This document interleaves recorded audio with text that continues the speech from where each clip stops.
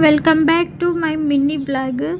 మీకు ఎప్పుడైనా ఇలాంటి ఐడియా వచ్చిందా? వేడి నీళ్ళతోని గిన్నెలు కూడా కడగొచ్చు, తోమొచ్చు అనేసి మీకు ఎప్పుడైనా అనిపిస్తే కామెంట్ చేయండి. నైట్ ఏమైంది అంటే మేము డ్యూటీ నుంచి రూమ్కి వెళ్ళే వరకు 10 అయ్యింది.